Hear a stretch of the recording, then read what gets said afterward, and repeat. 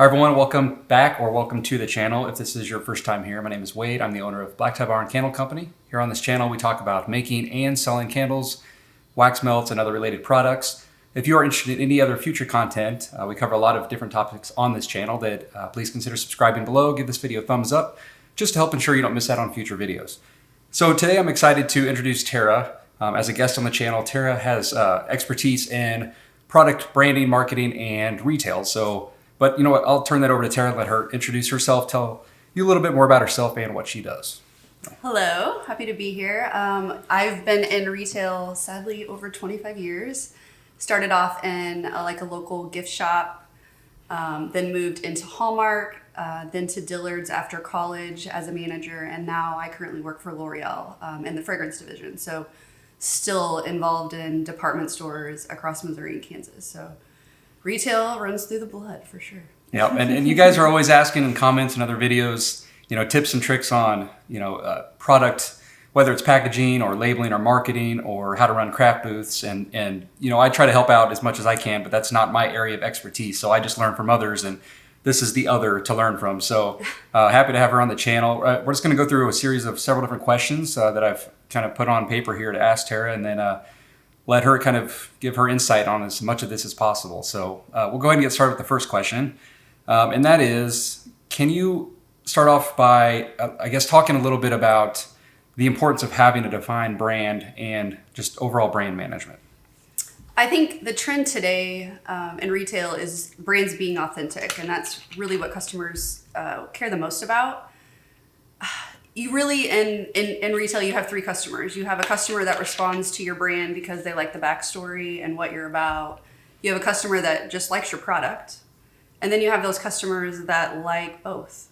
So if you're not consistent with your brand image or consistent with the quality of your product, you're in jeopardy of losing one, two, or all of those customers. So every decision that you make for your business should make sure that it goes back to what you started for or what your image is. And if those decisions don't line up, it's probably the wrong decision. So try to be consistent with your branding, true to yourself, and just, have a plan, right? Oh, so absolutely, yeah. You don't want to just wing it, because it's hard to get a presence in an industry or a market if you don't have a cohesive brand. Absolutely, and being able to reveal that to the consumer. Some people just make a product and don't explain why they've come to this product or why they're in business. And the customers today really appreciate a lot of that history, more so than I think they've done in the past, especially people shopping local and wanting to shop out of those big box stores. So yeah, that's actually a good point. A lot of a big market right now is the hand pour or handmade goods and local goods. So being able to market yourself as a local seller rather than coming from a big box store is a really big part of brand management. I think is taking, using the leverage of being a local brand. Absolutely. So, but speaking a little bit more of trying to define a brand, what are some questions, beyond what we just talked about, that we should be asking ourselves, or certain maybe specific things that we could focus on to help come up with that brand? Well, first of all, you have to have a story or the brand. And if you haven't thought that through or even written it down, maybe go back to square one. Yeah. Yeah. And it all hooks together. The colors, the material, what your product is, how it feels, how it looks, really all has to tie back to that very first thing that you were trying to define. And I think, you might see something that you love and, I want to make that, but would it be confusing for the consumer to be like, well, where did this come from? I thought that they were a primitive candle maker and I was interested in that, and now all of a sudden I see this modern color, so you really have to be careful to not lose interest in people. People don't like all those changes, random changes. Right, absolutely. If there's a process and a point or a limited edition opportunity, then yes, but just making sure everything that you're doing, the communication that you're sending out, marketing, everything really has to go back to that original idea or vision that you had. Yeah, and speaking of which, I personally really struggled with that when I first got started, because I couldn't decide on even a name or anything. I'm still really bad at that. That's why I'm always screwing with my labels. But I don't know how many times I tried to get people to convince me to change my name from Black Tie Barn. Every time I was like, early no, on, no. yeah. Tara was one of the ones saying not to change it. Several others were. I mean, every time I asked, everyone told me to stay, but I still kept trying to push the envelope. I think some of that's a good personality trait of running a business, is always trying to look for ways to improve. Yeah. But there's a difference between looking for tweaks and changes versus rebranding for the hell out of it. And I had a hard time early on, and I guess fortunately for me it was early on, so I was still trying to find out what my brand was going to be, and I had a hard time deciding on exactly what I wanted. But the truth is I really had it all along with the Black Tie Barn. The way I came up with that name and what it meant to me, it all made sense. And sometimes I think just recognizing what makes the most sense and then sticking with it is the most important. Some of the largest brands out there, and you'll know this much better than me, but some of the largest brands out there, the names almost, it almost doesn't matter after a while what they actually chose at the time. It's just that they stuck with it so long that everyone thinks of that brand when they think of that product. And even if at the very beginning that name might have not even made that much sense or been that creative, but consistency is king probably with branding and marketing. And I mean, we say in the industry, like keeping the same DNA. You know, you can have things that are different, but there has to be that brand DNA between them so customers can recognize that. And I'll use Ralph Lauren, you know, fashion, clothing, home. You don't need to see the brand. You look at it and you know that it's Ralph Lauren. You know, there's that aura about it, that consistency and style and detail. So even in a small business, that you want brand recognition. That's all any business is trying to do, because that does more work for you than sometimes the product, you know, over a long haul, for sure. So another popular question that I get a lot on this channel is, again, most of the viewers here on this channel are either brand new to the industry, just trying to, you know, start as a hobby or start a small business. And some have been doing it for a while, but the majority are still doing some type of craft booths.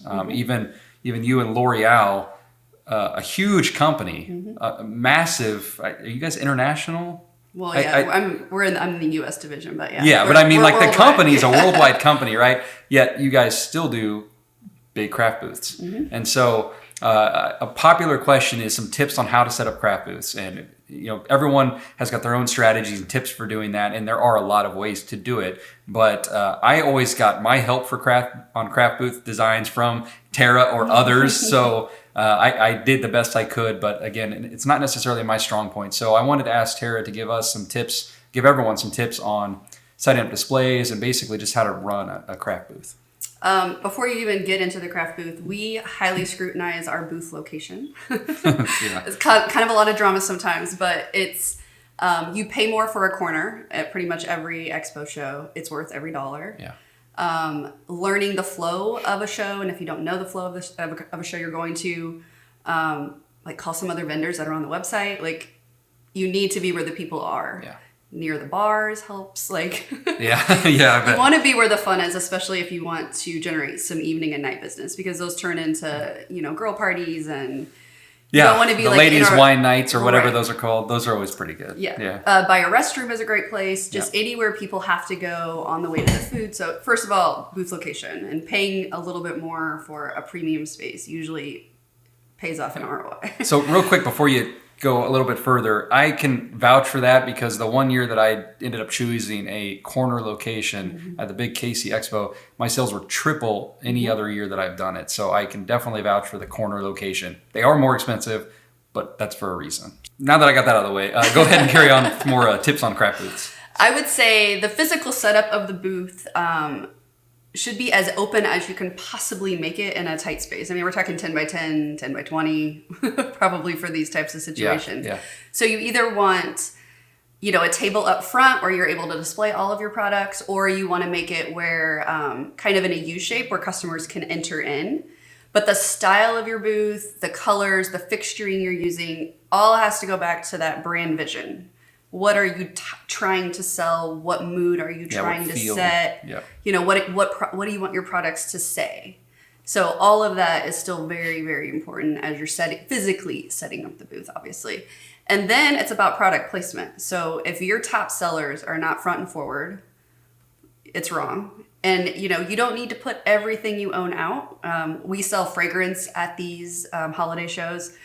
and we have trucks on the dock full of stuff. We don't make it look like I have 300 of those ready to go. You want to create that like sense a hot of commodity. Yeah, you have to create sense of urgency. So that's another thing. Don't overstock. And then something that we've always done is we always have a show special. So sounds a little cheesy, but something that only happens when they're shopping from you there, because I do the same thing. Right. So shows are fast. You really have a short period of time to catch a customer's attention. They're walking past, so it just needs to be very clear what your brand is, what you're selling, what the special is, because you could be interacting with the customer and have other people shopping, and if they don't know what's going on, they're literally just going to come in and leave. So do you have some imaging up that says how you're founded, what some of the points of your brand are?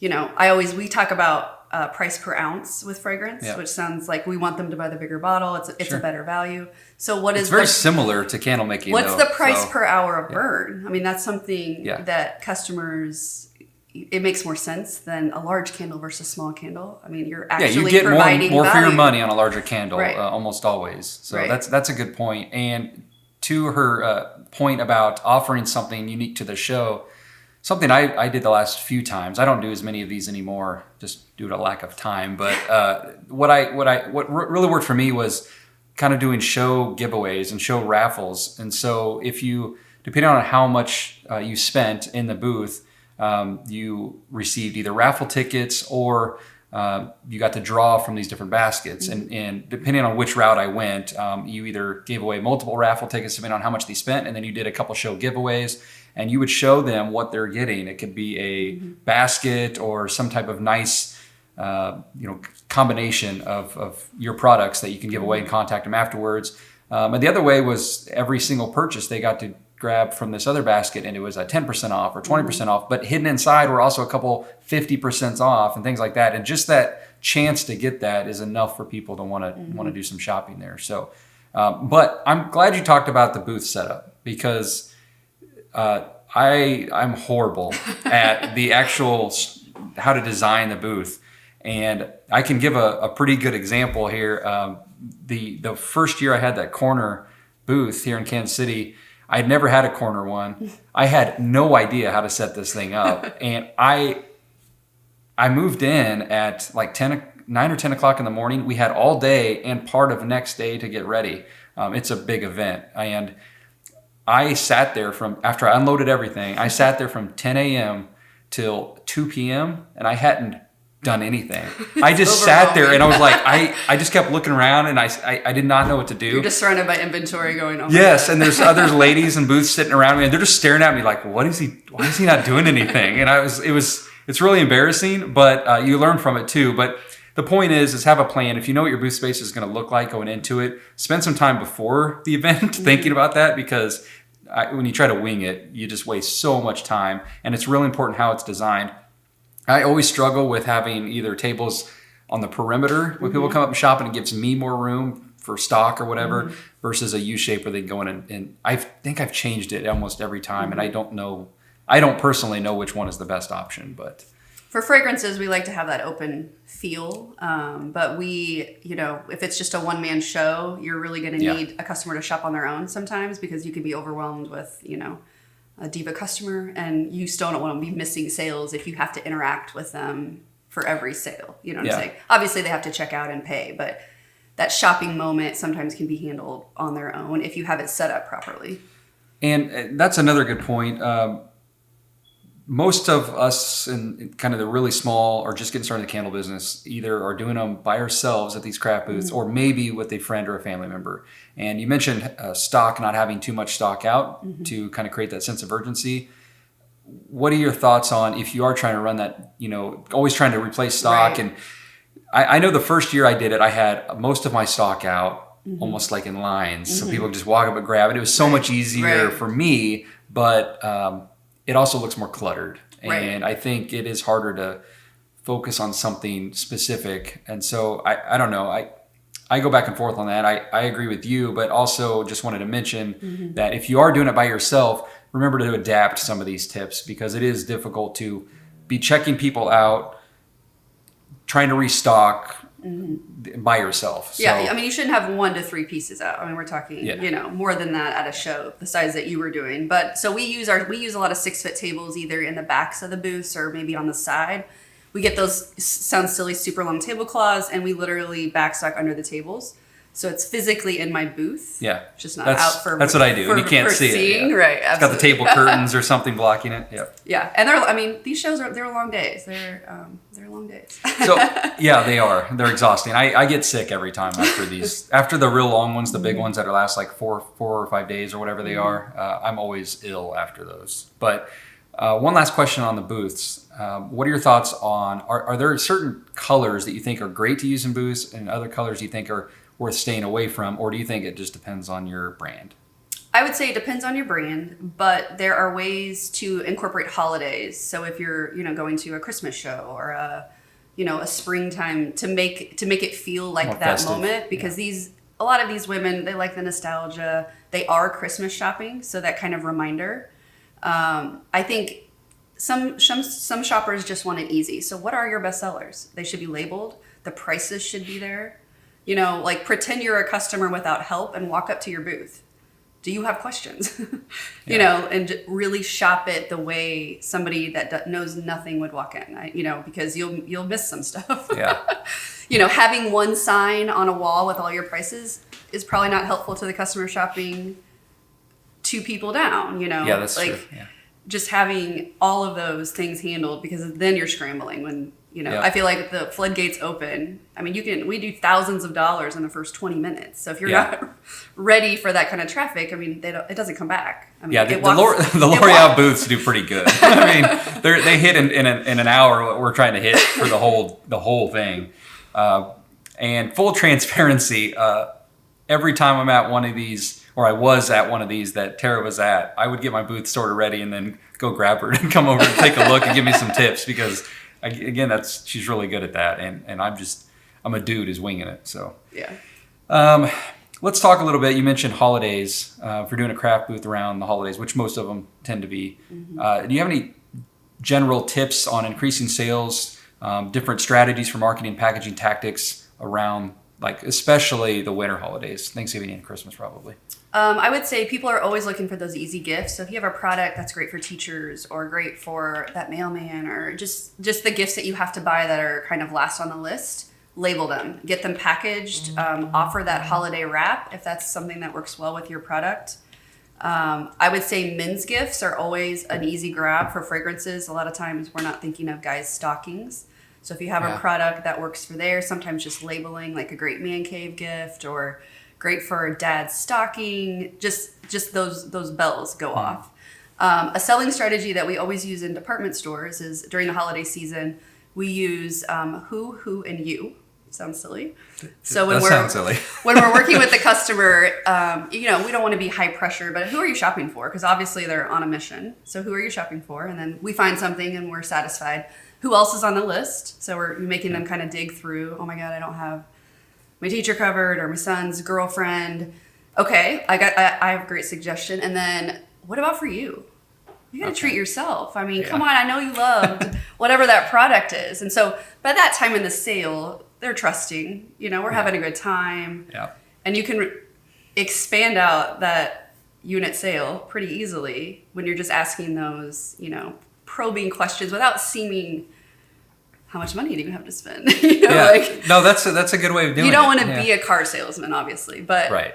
We're all here to sell and make money, right? So I would do these specials, like, buy 3, get 1 free type of thing. Yeah. And now that I think about it, that would have been a great way to say that, because I could have tried to sell the first 2 or 3 for the who's, and then say, if you do want to buy that third one, you're getting 1 for you for free. So there's your buy 3, get 1 free, and that free one's for you. That would have been a good strategy. Instead, I'm just like, hey, here's the deal. Buy 3, get 1 free, which worked pretty well in itself, but it's a better conversational, more personable way of tackling it, I think. So before we leave the holidays, this is a question I've always had. I don't even know if I've ever asked you, but what are your thoughts on changing not just labels, but changing the names of certain fragrances for the season? So you know that I do this, but I have several fragrances that I sell year round. But then when it comes to Christmas, I give it kind of a more unique name to fit the Christmas holiday. What are your thoughts on that? I think that's awesome. I would separate it from your normal collections and, really distinguish it as a holiday limited edition while supplies last kind of moment. Okay. Customers are more forgiving of a change in style when they see those limited offerings. I mean, designers do it all the time with fragrance. There's a summer fragrance, a winter fragrance, and it breaks the rules a little bit, which sometimes is the allure. They're limited and this is different. Yep. But you just really need to define it, separate it from your other collections. Don't throw it in with your bestsellers. Right, have it a different line of candles, but still cohesive with your brand. Like I know you used to tell me this, like when I was screwing my labels every other week. You said make sure you're keeping your consistency with your look. So even though it might be a festively designed label, there should be something that's still recognizable to my brand. It could just be my logo on there. It could be the colors I use, but something. Yeah, jar is the same. The wrapping is the same. The ribbon, whatever is your style, you have to carry something, or it looks like it doesn't belong to you. And then the customer's like, well, what is this? And so the other thing about shows I forgot to say is the most important thing you can invest in if you're going for the first time is branding on your bag. So whether you're getting them foil printed, I know that's expensive from my small craft store days, or getting the label and sticking it on there. Like invest in the larger size. That is absolutely the best free advertising you can get at those shows. These ladies, gentlemen spend hours there. So when I go, obviously I'm with L'Oreal, but I'm partnering with Dillard's or Macy's to go to these shows. They always request that I use their bags to sack my fragrance because it's a Macy's 25 times around. It's subliminal messaging all the time. And especially if this is a show you intend to go back to. So after you find that great booth, you want to stay there. You don't want to move. Your customer will remember where you are. And if they have forgotten to stop by, they're going to see your bag and go, oh my God, black tie's here. I got to grab my candles. It's that. Or they might not even know you're there. Right. So so that I would say that's really a place to start if you're going for the first time or plan to be a repeat vendor at these things. So it took us a few times to find the right booth, but it's normally they make you pay at the end of the show to save the booth for next year. Oh yeah, you got to be ready. You absolutely have to do that. It's a big commitment because it's a year later.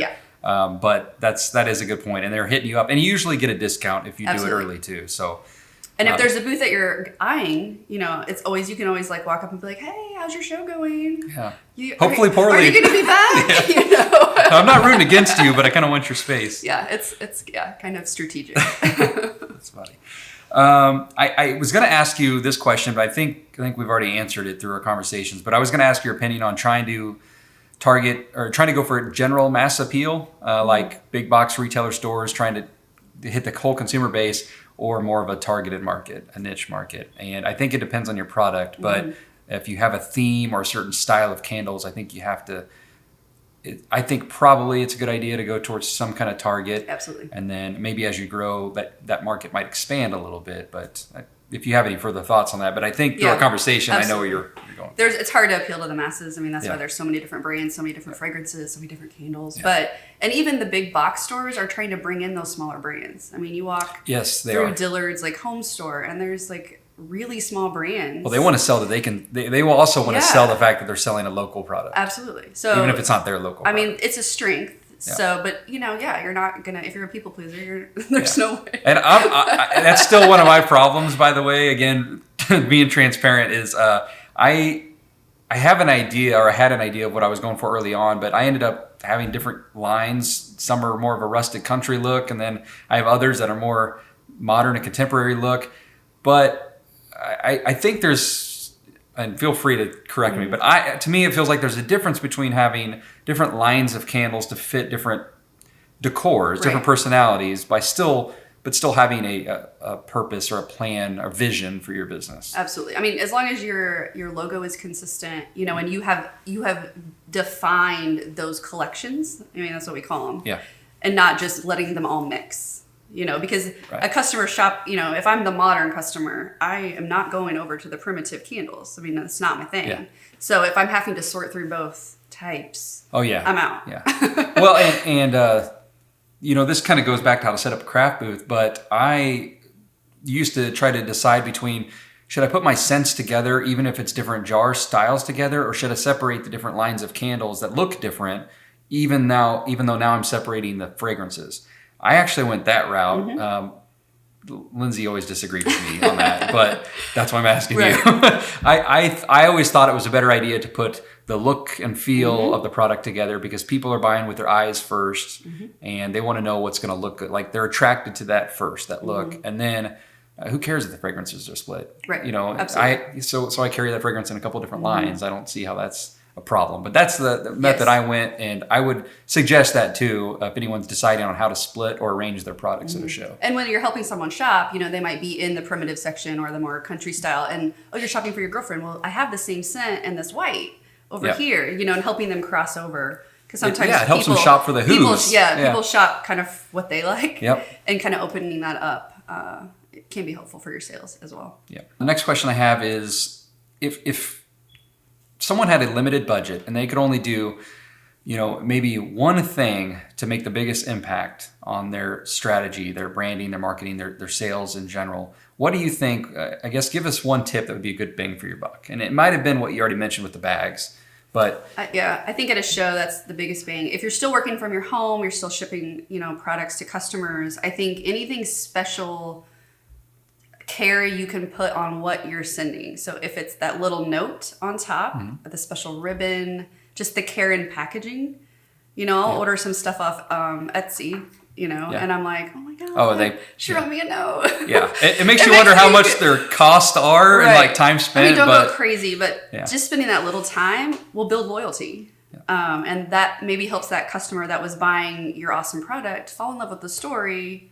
Yeah. And it also makes it more shareable. And those are better customers. Links, So I think that's what people are looking for. I mean, you can buy anything online and it comes in an Amazon box, and it's just so they want something sterile and annoying. Well, I do candle reviews now, at least almost weekly, of other products sent to me. And one trend that I have noticed, it might be the last 6 or 7 reviews in a row, is custom care cards or certain notes that are involved in, and depending on what I'm selling or who I'm selling to or what the product is, I do that, but I don't do it across the board. And it is really nice to see that, even as another candle maker who has a candle business, seeing the care that others put into it, it does make you remember the product a little bit. And I think it probably increases the chance that customer is going to recommend your product to someone else. Or think of it for like your girlfriend's birthday. Like, oh my God, I know it will come shipped. So cute. Yeah, they don't have to do the packaging. Like, they're going to be, if I'm impressed, they're going to be impressed. Right. I did have one more thing on show. So with fragrances, we have had some drama when we're spraying fragrance and we're surrounded by food vendors or just people that don't want to smell fragrance all day. Oh, yeah. Okay. Yeah. And that can be kind of an issue with how do people smell your candles or how do people smell soap or whatever if that's part of your product. So what we have done is you can, on Amazon, you can buy, they're called scent beads, and they're clear. They look like, I don't know, small little marbles, and you can actually put whatever oils are. Yeah, a lot of us actually make those as aroma beads. Aroma beads. Yep. So you can actually prepare, jars that have that oil already ready to go. So there's no like wafting scent. Yeah. A customer can then help themselves too when you're working with somebody and they're not, I mean, at, some of these stores I used to work at, Yankee Candle was the candle back in the day. Oh, yeah. Okay. But the jars are large, okay, on those like wood shelves that they had. And so every day someone broke a candle because they would grab it from the lid and there was just no good way of sampling scent. They're ginormous candles. Right. So really preparing for that, because you can have, some of these people come from a long way, they have a lot of money on the line, and things can get a little weird if you're positioned, especially around food. Yeah, that's a good tip, because I know the very first show or event I ever did, I thought, what a great idea, I'll light a candle. No one can smell anything else in the entire building, including your candles. So I had and it was one of my first ever scents that I ever made. I think it was like hazelnut coffee. So it's overwhelming. Yeah. And no one could smell any of my candles. And finally someone said, hey, I love that candle. I love the smell of it, but I can't smell any of your other ones. So from that point forward, I never did that. Obviously you learn as you go, but that's a great tip of either using aroma beads or aroma satchels or something that it's not constantly exposed to the air, but it's quick to sample. Another thing that I've done before was these kind of small, almost sample-sized candle jars, mason jars, And instead of putting beads, what you can do is next time you're making a batch of your candles, and you've got to always have a little bit of wax left. I always put some in there and I actually swish it around that jar, and it coats the jar, which looks really cool too. And then I sit that one in front and call it a sample. There's nothing in it but just some of the wax that was swished around the jar, but it holds the scent throw for ever. That's awesome. That's perfect. You just have especially if you don't want to get into having to deal with aroma beads. That's another cheap, absolutely, pretty much free option. So, have you noticed? Well, actually, before I get to that, probably should have talked about this a little bit more when we were doing the craft and the holidays. But do you have any tips on bundling products? I think you've told me before that around the holidays, just simply taking different items and arranging them differently in a basket, things like that make a huge difference. And I was laughing when you first told me that. I'm like, how? It's the same stuff bought individually. How are you selling it for more? It doesn't even make sense to me. So I'm curious what your thoughts are on bundling products, when you think it's appropriate, and maybe some tips on how to do that. Yeah, so the fragrance industry is all about the value, the gift basket, it's ready to go. And that's the same thing that goes for small gift retail. I mean, you can really make it fancy, also bring in more of your image, with the type of container you're using, the ribbon you're using, and it's ready to go. Yeah. If you're shipping, these can be shipped, just planting seeds. People need less to do around the holiday. And if you can have it ship whatever worldwide, whatever you can do, ready to go. Yeah, and it already looks like a gift. Right. Yeah. And sometimes at these shows, if they're large, and some women are coming from miles, you can actually ship the gifts they buy to the people, like there. You know what I'm saying? Like arranging that right there. Or even something else that we've done, if you have enough space in your booth, sometimes people don't want to buy your candles because they don't want to carry them around. Oh, I do that. I hold their bag for them. You hold their bag. Yeah, with a little tag. With a ticket, yes, phone number. Name, yep. And that sounds dumb. No, it works. It works. Everyone takes advantage of that. If they know they can, they're like, can I just leave this? Yes. And I have a whole shelf that I keep in the very back or under a specific table lined with orders that people are just going to come back and pick up on the way out. Absolutely. And surprisingly, I've never had someone forget one. No, they never forget. Which is weird. I would. I mean, that was my concern. I was like, someone's going to forget. Then I'm going to get called and I'll have to ship it. And that'll be a mess. I've never had that happen. Yeah. Two other things I thought of. So sometimes there's girls' nights or, festive evenings. Having a different special for that moment can be exciting. Calling out stocking stuffers is a telltale fragrance. We have small sizes. Making an area for that can trigger people's, oh my God, it's a little baby one. I should totally get that. It helps. And then we do a lot of business from the other vendors. Oh, yes. So the walk around, here's a new sample, come see me. They don't buy it first because you got to make sure everybody's having a good show. Right. They're getting some money. Yeah. And if you're able to offer an additional discount to those people, it'll pay off. I mean, with what I'm doing, and that's never an option, we usually kind of give them extra goodies to go with their sale, but you can make a lot of money selling to the vendor. So don't forget about that piece. I always have a vendor discount, and especially during setup, walk around. You don't want to take their time because they're trying to set up, but just quickly say, hey, I'm Black Tie Barn. I'm just down. I just want to let you know that if you want to interested in checking out any of the products, I'm giving you all the vendors 30% off or something like that. Yeah. So that's a great tip. And it's also worth doing because I have picked up 2 wholesale clients at vendors by just giving them, one of them purchased product and then contacted me after, and the other expressed interest. And if you know they're interested in potentially being a wholesale customer, just give them the product to test. Because you would do that anyways. You would walk around your local, your local city or town and drop off samples for stores. So it's the same thing at a booth, except for it's a lot easier because you're there with 300 other companies or however many, sometimes many more than that. So. So moving on, being as involved in the industry that you are, and I know it's it's a different industry, but have you noticed any particular changes in trends, especially with retail and maybe fragrances, but I guess just the way companies are operating these days, any trends that may be important for small candle makers? The authenticity that you can provide with as much information as the customer can see. Yep. Just not being about the product. There's more. There's more. The story behind the product and behind the company. The visual aids are all. All these retailers want. It takes up space that's unsellable. To have these signs. It's advertising. But it tells a story, and that's really. I mean, honestly, we're in retail. We're selling things that people don't need. Let's just be real.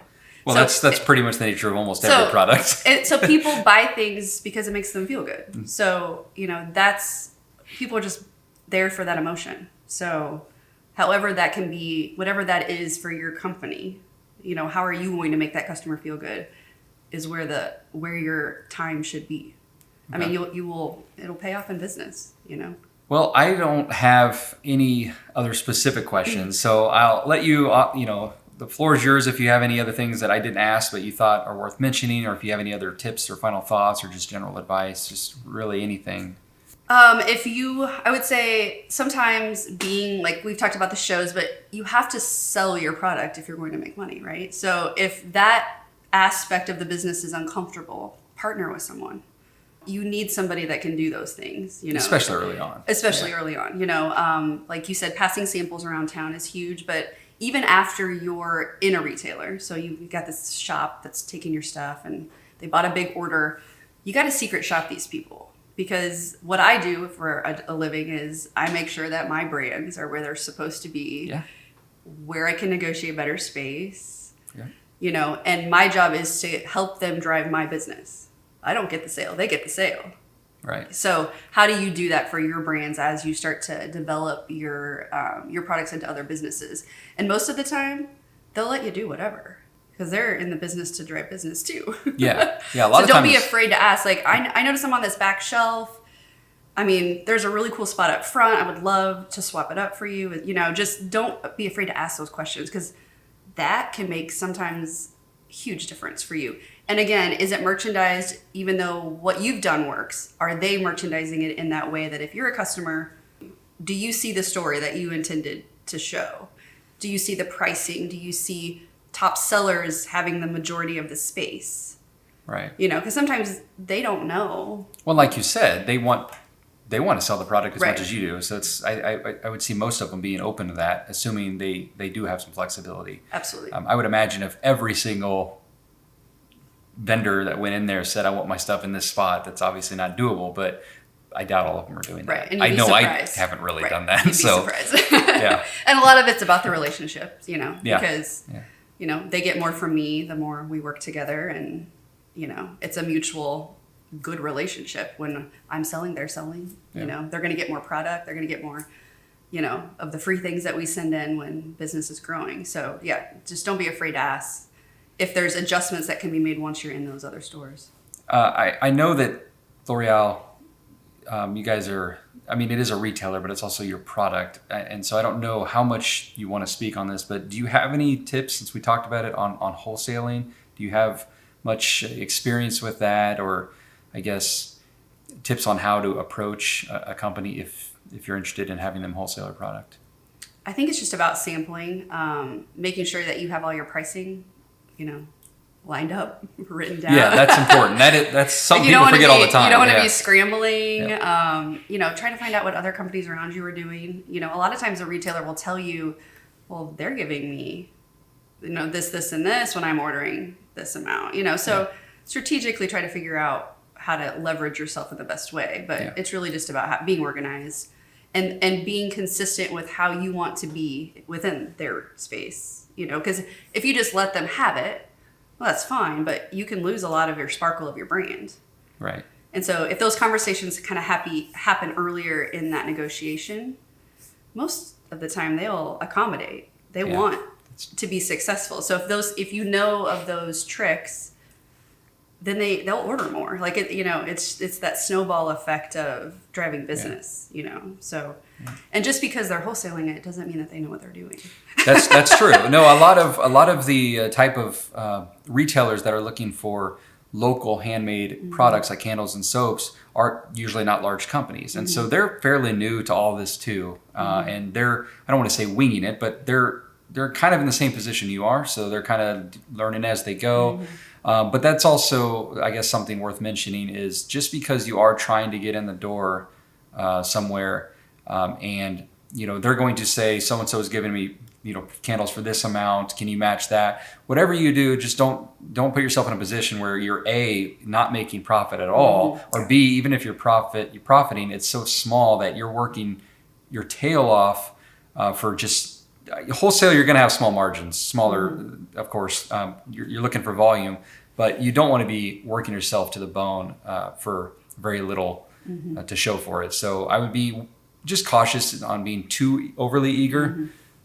Your chances will come, but just be straightforward, like Tara said, being prepared with, have wholesale contracts ready to go, rate sheets ready to go, so you can talk with these business owners and right up front say this is what my prices are, and then sometimes you'll negotiate from there. Sometimes being prepared with like packaged products. So like a guy might love this one candle that you have. It's not really your best seller, so you don't want him to stock an entire store full of that type of candle. So I also offer, this package of the best sellers, trying to help them. That is an interesting dilemma, because you don't want to scare them from that product too, though, because you don't want to make it sound. That's not all you should do. Yeah. You